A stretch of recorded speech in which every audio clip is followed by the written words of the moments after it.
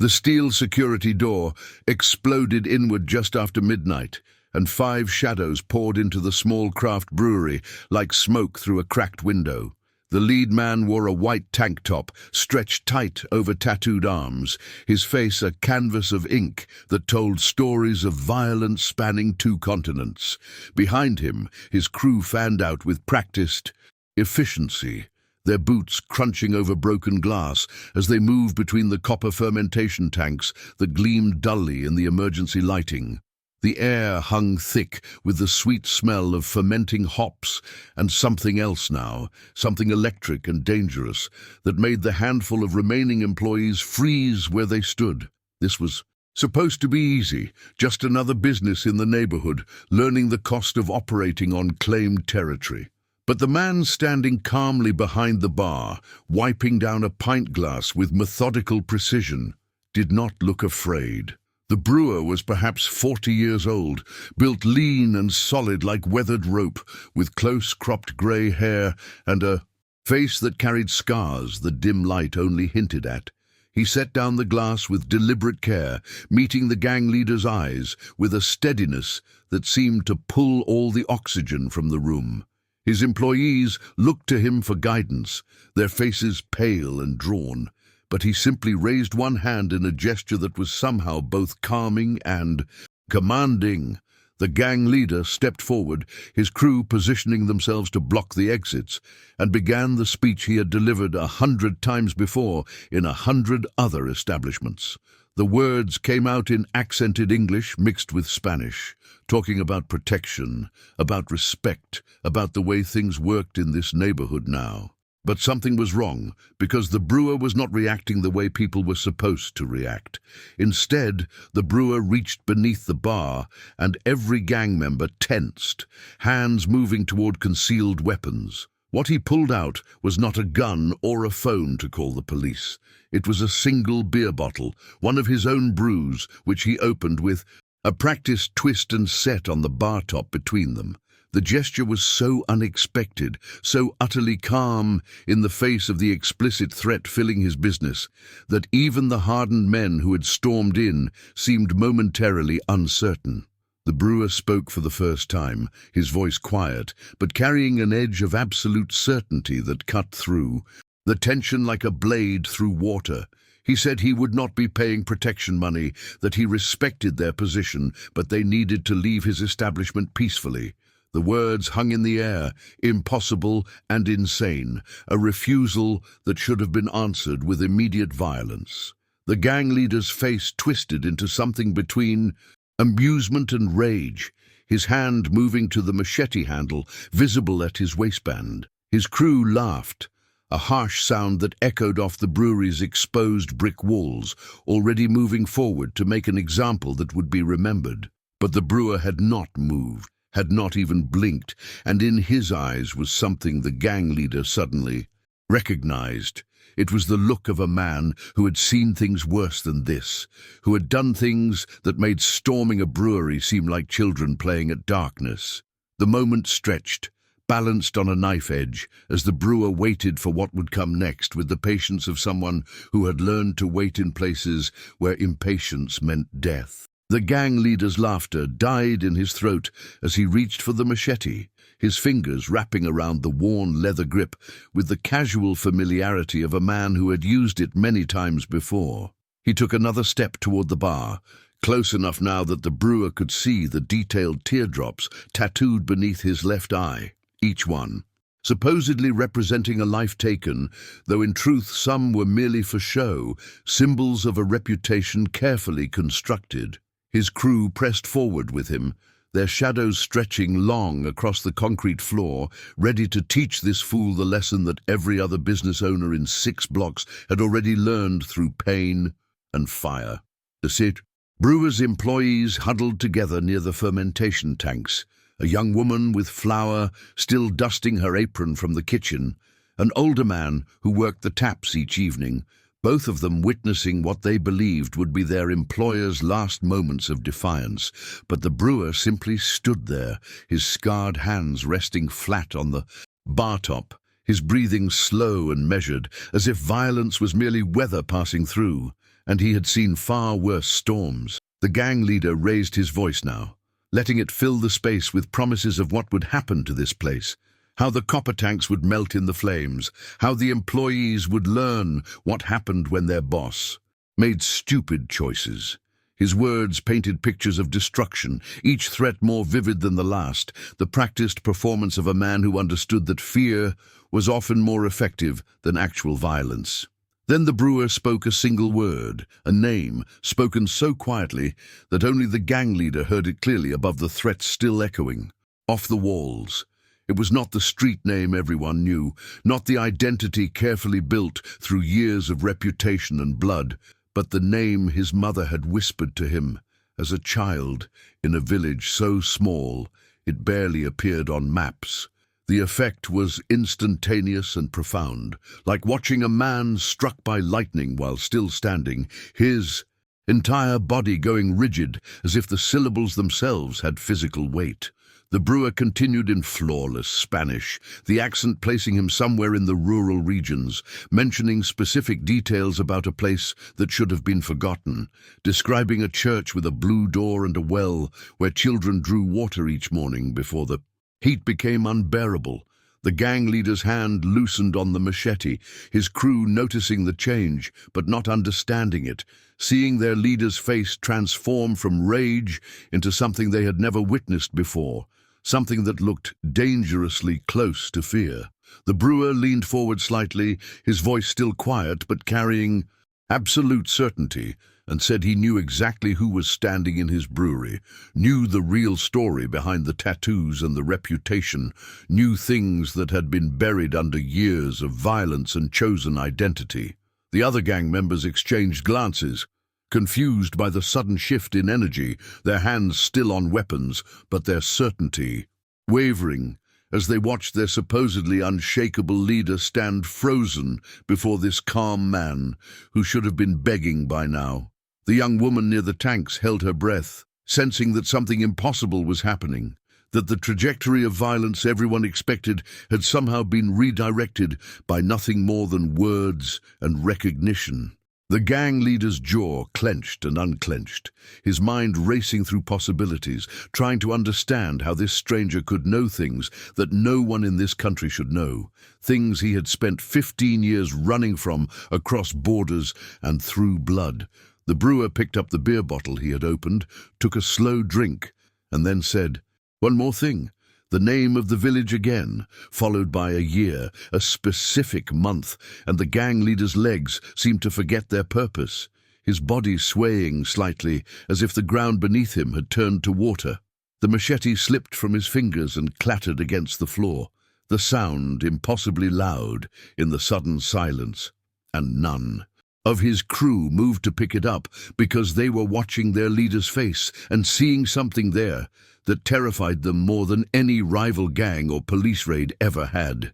This was not how protection runs went, not how the script was supposed to play, and the brewer stood there like a man holding all the cards in a game no one else knew they were playing, his scarred face reflecting a knowledge that reached back through time to places where innocence died, and some men were forged into something harder, while others broke into sharp, dangerous pieces.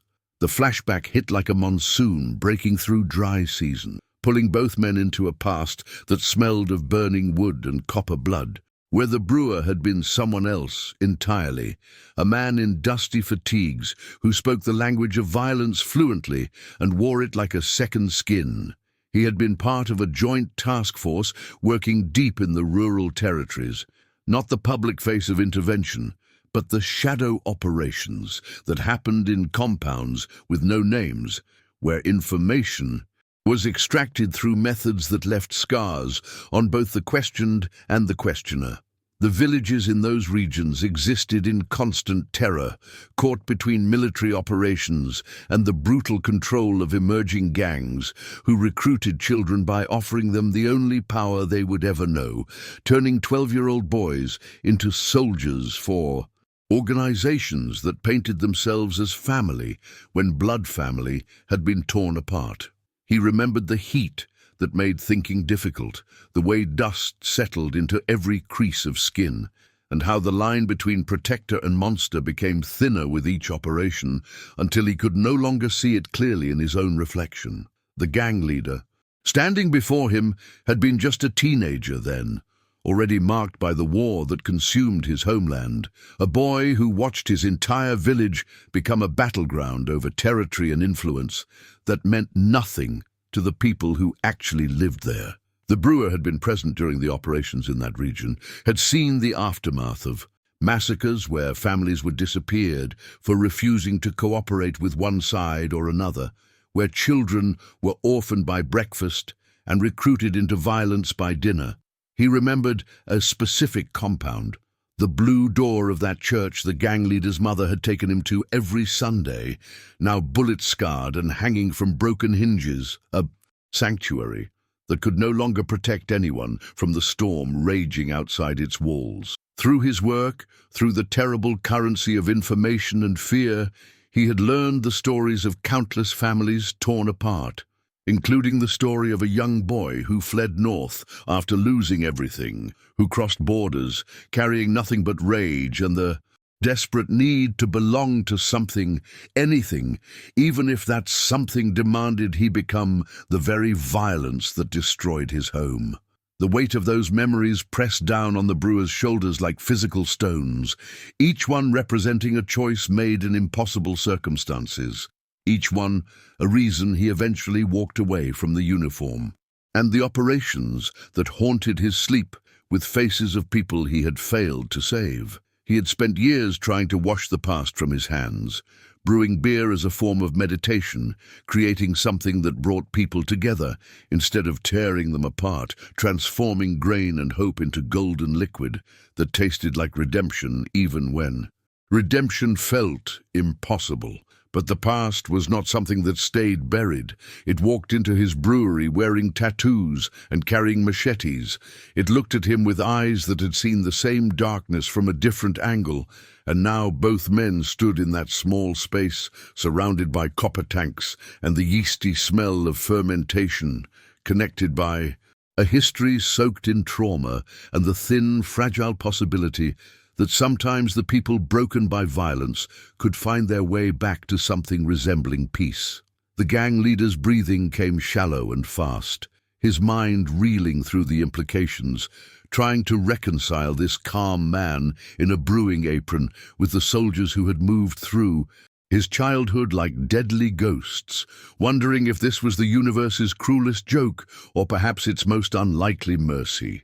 The brewer moved toward the back room with the quiet authority of a man who had walked through fire and learned that true strength whispers instead of shouts, gesturing for the gang leader to follow while the other crew members shifted nervously, hands hovering near weapons but uncertain whether to act. Inside the cramped office that smelled of hops and old paper, the brewer opened a drawer with steady hands that had once trembled every night for years, pulling out a weathered folder that contained fragments of lives intersected by violence and chance. The gang leader stood rigid against the doorframe, every muscle coiled tight like a snake preparing to strike or flee, his tattooed fingers clenching and unclenching as he watched this stranger handle what appeared to be photographs yellow with age and letters folded into careful squares. The single overhead bulb cast harsh shadows that made both men look older than their years, survivors of different battles in the same endless war that consumed the innocent and transformed children into soldiers before they understood what childhood was supposed to mean. The brewer spread the contents across his desk with the careful reverence of someone handling sacred relics, and the gang leader's breath caught audibly when he recognized a photograph of himself as a boy, gap-toothed and smiling beside a small girl with braided hair and their mother's gentle eyes. Among the documents lay a military report with sections redacted in thick black lines, detailing an extraction operation from a rural compound where civilians had been caught in crossfire between competing forces, where a young girl had been found hiding in a root cellar beneath bodies of neighbors who had shielded her with their final breaths. The brewer's voice dropped to barely above a whisper as he explained how he had carried that child through smoke and chaos, how her tiny hands had clutched his uniform while she repeated a name over and over, a brother's name that became a prayer for survival. He described the refugee network that spirited her north through underground channels that existed to save those who fell through the cracks of official systems. Good people who risked everything to give the displaced a chance at life beyond the violence that defined their homelands. The gang leader reached for the photograph with shaking hands, his hardened exterior cracking like sun-baked earth finally receiving rain, revealing the frightened boy underneath who never stopped searching for family among the brotherhood of criminals who promised belonging but delivered only more loss. He traced the image of his sister's face with a scarred fingertip, tears cutting clean tracks through the mask of toughness he wore like armor. His voice breaking when he whispered her name, as though testing whether speaking it aloud might make this impossible revelation disintegrate into cruel fantasy. The brewer placed another photograph on the desk, this one recent, showing a young woman in medical scrubs standing before a community clinic, her eyes carrying the weight of survival, but also the light of purpose, reclaimed from darkness. In that small room filled with the ghosts of who they had been, two men shaped by the same violence stood on opposite sides of a desk, connected by the fragile thread of a life, saved by the possibility that sometimes the past returns not to destroy, but to offer the rarest gift of all, a chance to choose a different ending than the one that seemed inevitable. The brewer's calloused hands trembled slightly as he slid the recent photograph closer, the fluorescent light catching the planes of his weathered face, while he explained in measured tones how the girl from the root cellar had transformed into a woman who now saved lives instead of mourning them. His words carried the weight of 15 years spent carrying ghosts, describing how he had visited her twice each year in the northern city where she studied medicine, watching from careful distances as she laughed with classmates who knew nothing of villages burned or families scattered like ash on the wind. The gang leader's breathing grew ragged as he absorbed each detail, his tattooed throat working against emotions that MS-13 had trained him to bury beneath layers of manufactured rage and performative cruelty.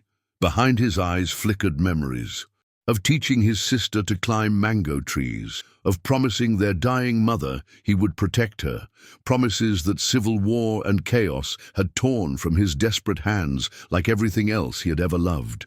The brewer reached into his shirt pocket and withdrew a folded letter, the paper soft from repeated reading, explaining how the sister had written him every month for years, asking about the soldier who carried her through smoke, wondering if her brother might still walk the earth somewhere beneath the same stars. That small room became a confessional where two survivors of violence confronted the truth that wars never really end. They simply follow people home and wait inside their dreams, poisoning every tomorrow with yesterday's unburied dead. The gang leader pressed both palms flat against the desk, as though the wood might anchor him against the undertow of hope, threatening to drown his carefully constructed identity as a man beyond redemption or transformation. His voice emerged raw and broken when he demanded to know why the brewer had waited, why he had not searched sooner, accusations that barely masked the desperate hunger of someone starving for connection being offered unexpected nourishment. The brewer met his fury with the steady patience of a man who had made peace with his own failures, explaining how he had spent years buried in bottles trying to forget what he witnessed, how opening the brewery became his own path toward healing what combat and complicity had shattered inside his soul. He described discovering the sister's letters in a storage unit where he had abandoned his past, realizing that redemption sometimes arrives wearing ordinary clothes and offering simple tasks like reuniting families that violence had torn apart. Around them, the brewery's machinery hummed like a heartbeat, wooden barrels aging their contents into something refined and purposeful, the same transformation these two men now contemplated for themselves. The photographs lay scattered between them, like tarot cards, revealing possible futures, each image a doorway, leading away from the blood-soaked paths they had walked towards something neither dared name aloud, but both recognized as the thing they had lost so long ago. They had forgotten its shape. The gang leader's phone vibrated against his hip with the insistence of a world that would not wait, text messages from his lieutenants demanding status. Updates while outside the back room, his crew shuffled with the restless energy of predators, sensing their alpha's unusual absence. He could hear Flacco's voice rising above the fermentation tanks, asking the assistant brewer questions that sounded casual but carried the sharp edges of interrogation, the verbal probing that preceded violence in their world. His fingers hovered over the screen, caught between loyalty codes written in blood and prison yards versus this impossible thread connecting him to a past he had mourned and buried beneath layers of calculated brutality. The brewer watched this internal war play across the younger man's features with the recognition of someone who had stood at similar crossroads, understanding that every second of hesitation made the choice both harder and more necessary. Through the small window in the door, shadows moved with purpose, his crew's patience wearing thin like ice over warming water. The sister's photograph seemed to pulse with its own light on the desk between them, her smile captured outside a hospital where she healed strangers, offering the gang leader a vision of family that MS-13 had replaced with approximations built on fear rather than love. The door handle turned slowly, deliberately, and Flacco's tattooed face appeared in the gap, with eyes that had witnessed too many betrayals to ignore the signs manifesting. Now, in their leader's prolonged absence and the brewer's continued breathing, the gang leader rose with the fluid grace of someone accustomed to violence, his body positioning itself instinctively between his second-in-command and the man who held keys to his sister's location.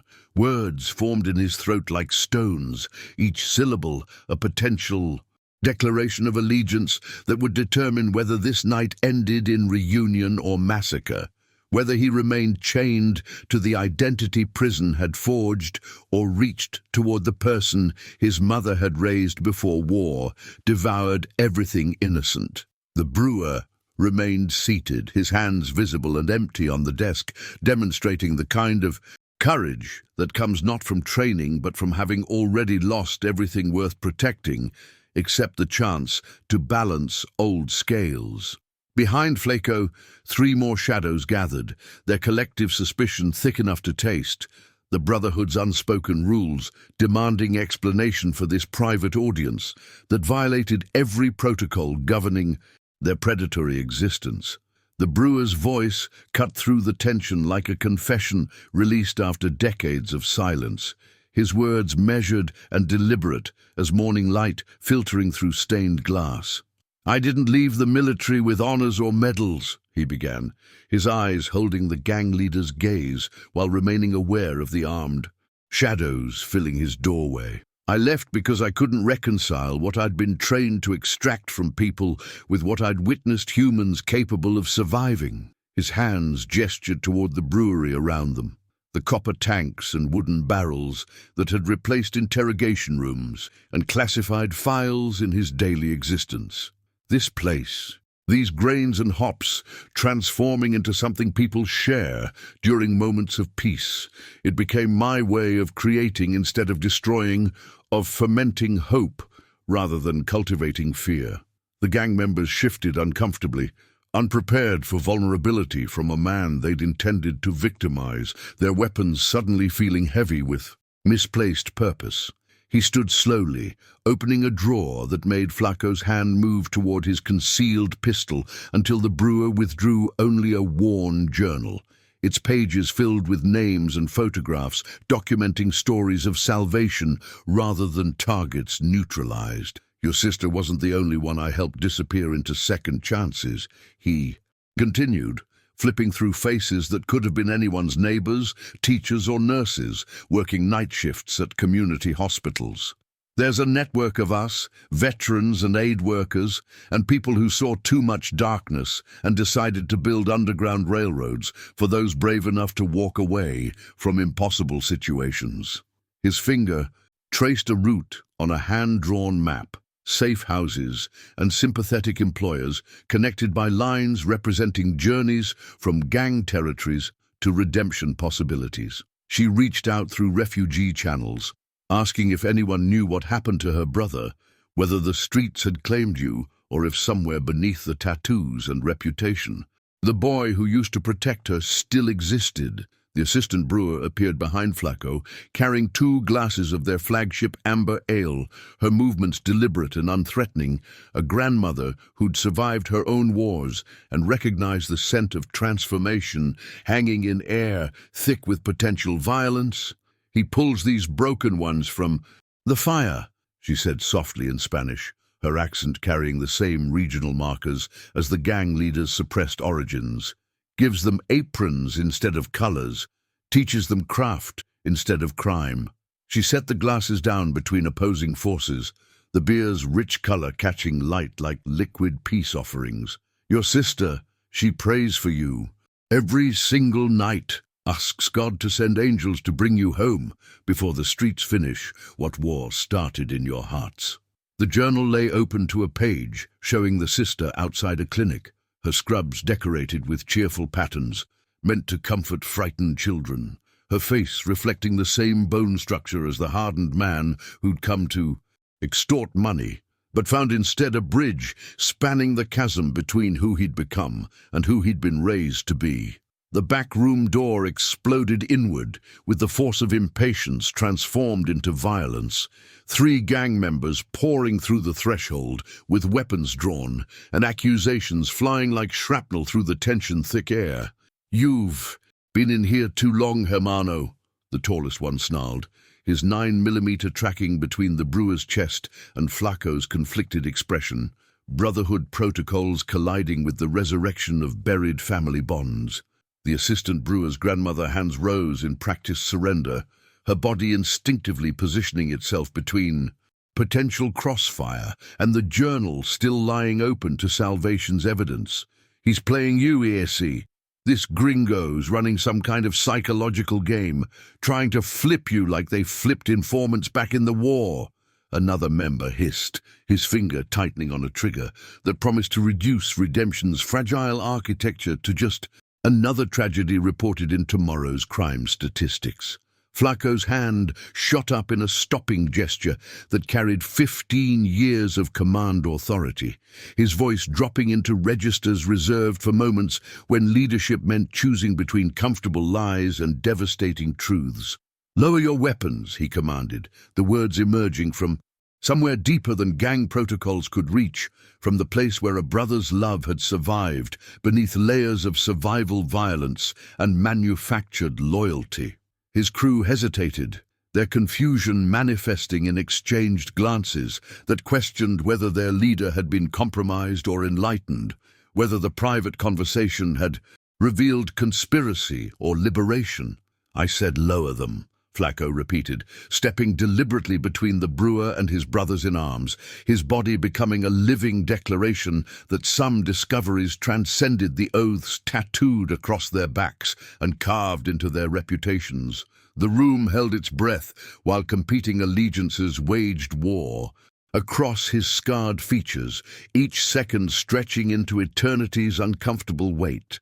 The brewer's phone emerged from his pocket, with movements calculated to avoid triggering nervous fingers wrapped around desperate weapons, his thumb navigating to a video file that contained either salvation's proof or the final miscalculation of a man who'd gambled everything on human connection's resilience. "Before anyone dies tonight," he said quietly, his combat training evident in the calm preceding potential chaos. "Watch what she recorded 3 days ago when I told her I might have found you." The screen's glow illuminated Flacco's face as his sister's voice filled the room, speaking his childhood name, her nurse's uniform and gentle expression creating cognitive dissonance against the violence suspended in air, thick with gunpowder potential and transformation's terrifying possibility. The video showed her standing in an apartment decorated with photographs documenting the life he'd missed, her words constructing bridges across abandoned years, while tears traced paths down the gang leader's rigid features, his weapon lowering, as if its weight had suddenly become unbearable against evidence that love had survived everything war and streets had tried to destroy. The weapon slipped from Flacco's trembling fingers, clattering against concrete with the finality of surrendered illusions, his knees buckling under revelation's impossible weight, while his sister's recorded voice spoke truths that dismantled everything the streets had built inside him. Her words painted pictures of night terrors, conquered through nursing school determination, of refugee shelter volunteering that transformed survival guilt into purpose, of prayers whispered nightly for a brother she'd never stopped loving, despite the monster rumors claimed he'd become.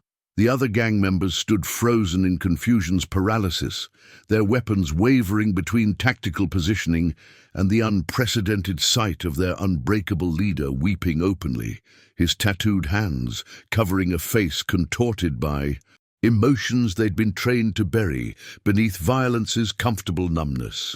The brewer remained motionless against the wall, understanding that this moment belonged to forces more powerful than military training or street authority, to the stubborn resilience of family bonds that refused death's paperwork and gang life's seductive forgetting. "Miguel," she said on the screen, using the name buried beneath Flacco's reputation like treasure beneath cursed ground, "if you're watching this, know that I forgive everything because I understand what survival costs in our world."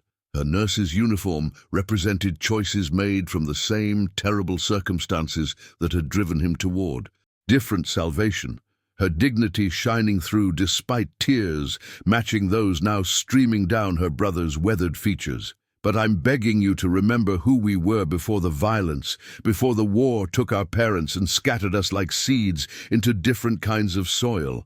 I grew toward light while you burrowed into darkness, but we're still from the same garden, still capable of blooming, if you'll just let yourself." The apartment behind her displayed photographs of their childhood village, of parents smiling in sunshine that preceded the massacres, of two children who'd once believed the world was vast enough to contain their dreams without requiring blood as admission price.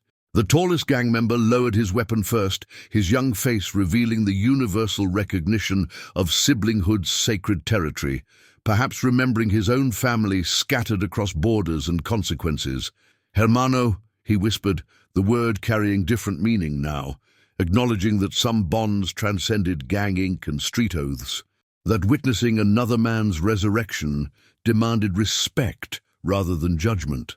Flacco's shoulders shook with grief's long-delayed earthquake, 15 years of suppressed humanity erupting through carefully constructed armor, his hands reaching toward the phone screen as if he could somehow touch the sister who'd survived everything except his presence in her healing.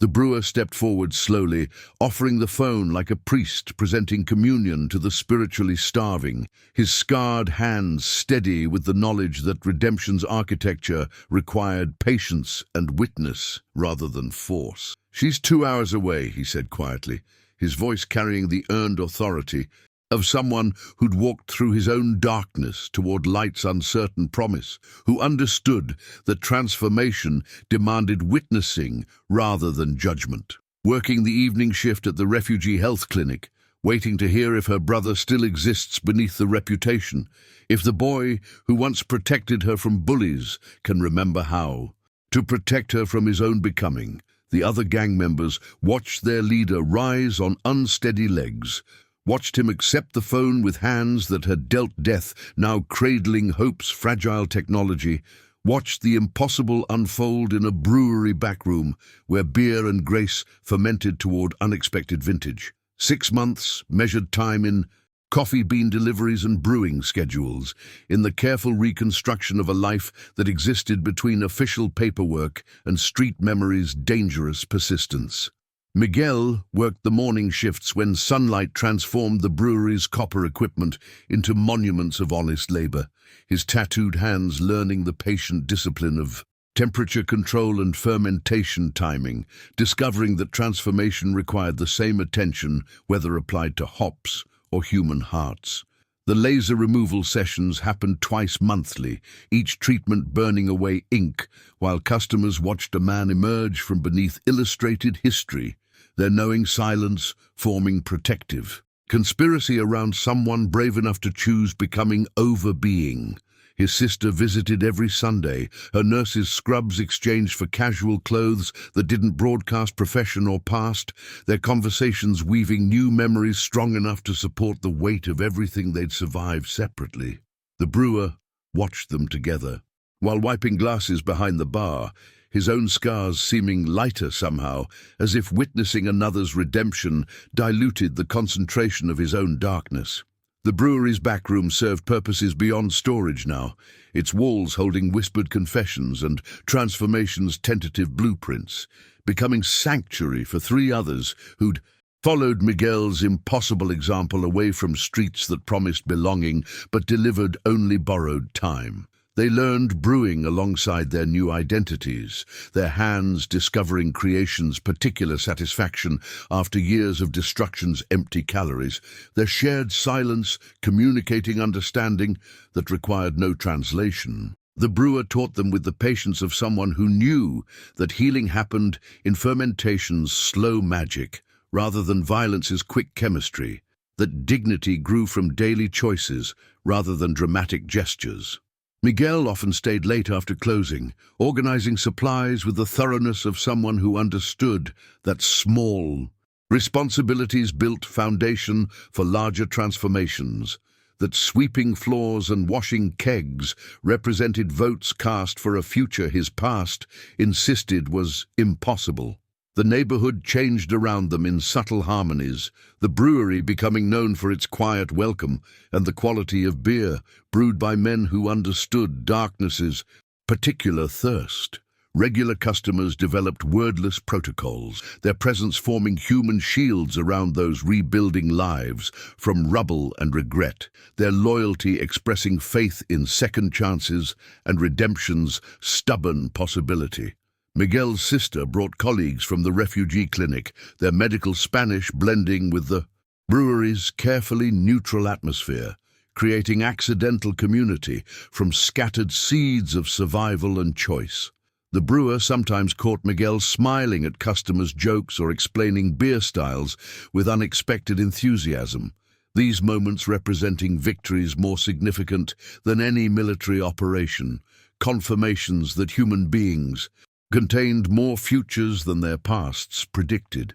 The old gang's territory existed blocks away, but might have been different continents, separated by decisions that remapped internal geography more dramatically than any border. Miguel occasionally spotted former associates across streets or in passing vehicles, their eyes meeting with complex understanding that transcended both judgment and invitation, acknowledging that multiple forms of survival deserved respect even when they diverged. His sister feared these encounters until she recognized the peace settling into her brother's shoulders, the quiet certainty of someone who'd finally found work that built rather than destroyed, belonging that didn't require blood as membership fee. The brewer kept the baseball bat behind the counter, but rarely thought about it anymore. His sanctuary holding against darkness not through force, but through the gravitational pull of grace, offered and accepted. Together they proved that redemption wasn't naive fiction, but daily practice, that ordinary people possessed extraordinary capacity for transformation when someone believed enough to witness their becoming. Can one act of remembering who we were change who we've become? Subscribe to see more stories of transformation and second chances.